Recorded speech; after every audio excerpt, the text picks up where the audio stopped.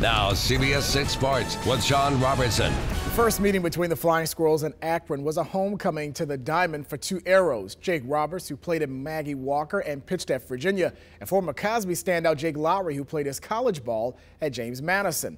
There's Lowry, who was the starting catcher tonight for Akron in front of a sellout house at the Diamond, better than 9,500. Bottom one, no score for Angel Villalona, who drives one deep to left and over the head of Tyler Holt.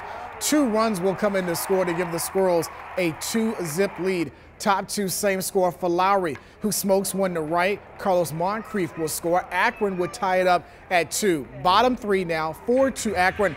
Javier Herrera with a solo homer to left coming up. His 12th of the year. Herrera will go 4 for 4 with 4 RBIs. Richmond would lead 5-4, but Lowry would be the story. His first pro game in Richmond, he went 3 for 5 to include a homer and 5 RBIs in the Arrows' 11-8 win.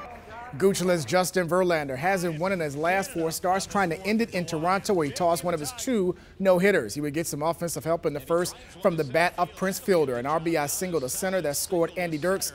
Tigers would take a 2-0 lead. That would be more than enough for Verlander. Watch the yacker on Adam Lynn, one of 5 strikeouts over 7 scoreless innings.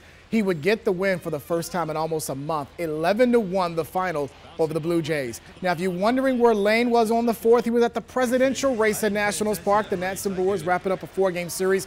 Wilson Ramos returned to the Nationals lineup in a big way. In the 6th, an RBI single up the middle. Adam LaRoche and Jason Worth will score, giving them a 5-2 lead. To the 7th, game tied at 5, and there's that Ramos fellow again, who comes through again. This time a 3-run homer in his first game back since May 16th. Ramos would drive in 5 as the Nationals would get the victory, 8-5 over the Brewers.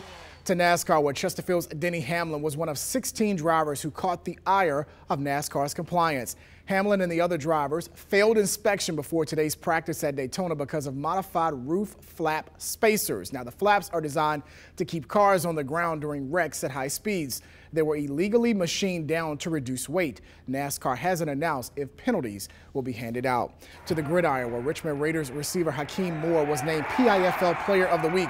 Moore caught 12 passes for 149 yards and 4 touchdowns to include the game winner with 30 seconds left in the 44-40 semifinal win against Lehigh Valley, the Raiders' 2nd straight trip to the championship game.